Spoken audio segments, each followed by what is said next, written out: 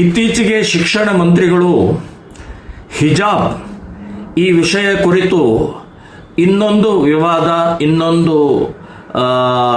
ಜಗಳ, ಗಲಭೆ, ತಾರತಮ್ಯ, ಸಂವಿಧಾನ ವಿರೋಧಿ ನೀತಿಯನ್ನು ಅನುಸರಿಸಿ ಎಲ್ಲ ಶಾಲಾ ಕಾಲೇಜುಗಳಿಗೆ ಹಿಜಾಬ್ ಹಾಕೋಬಹುದು ಅಂತನ್ನುವಂಥದ್ದು ಹೇಳಿಕೆ ಅತ್ಯಂತ ಖಂಡನೀಯವಾದ್ದು.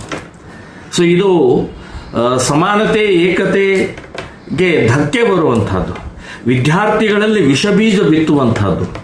ಸೊ ವಿದ್ಯಾರ್ಥಿಗಳಲ್ಲಿ ಹಿಂದೂ, ಮುಸ್ಲಿಂ, ಕ್ರಿಶ್ಚಿಯನ್ ಅಥವಾ ಆ ಜಾತಿ ಈ ಜಾತಿ, ಶ್ರೀಮಂತ ಬಡವ ಅಂತ ಅನ್ನುವಂಥದ್ದು ಇರಬಾರ್ದು ಅಂತಲೇ ಯೂನಿಫಾರ್ಮ್, ಸಮವಸ್ತ್ರ.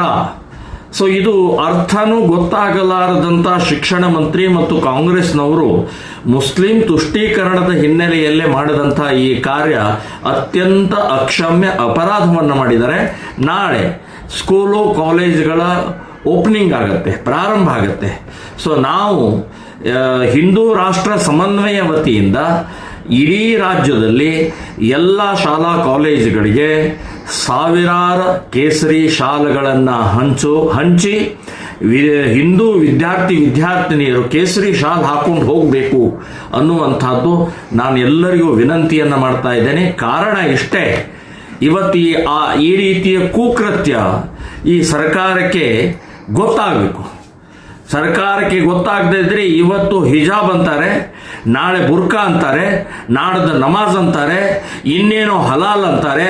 ಹೀಗೆ ಅನೇಕ ಬೇಡಿಕೆಗಳನ್ನು ಈ ಸರ್ಕಾರ ತಮ್ಮ ಓಟಿಗೋಸ್ಕರ, ತಮ್ಮ ಅಧಿಕಾರದ ದಾಹಕ್ಕೋಸ್ಕರ ಇದನ್ನು ಮುಂದುವರಿಸ್ತಾ ಹೋಗ್ತಾ ಇರುವಂಥ ಈ ಕುಕೃತ್ಯಕ್ಕೆ ತಡೆ ಒಡ್ಡಲೇಬೇಕಾಗಿದೆ.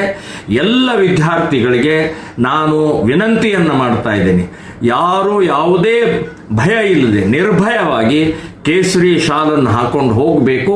ನಾವು ಕೂಡ ನಾಳೆ ಇಡೀ ರಾಜ್ಯಾದ್ಯಂತ ಇದನ್ನು ಕಾರ್ಯಕ್ರಮವನ್ನು ವಿತರಣೆಯನ್ನು ಮಾಡುವಂಥ ಪ್ರಕ್ರಿಯೆಯನ್ನು ಮಾಡ್ತಾ ಇದ್ದೀವಿ.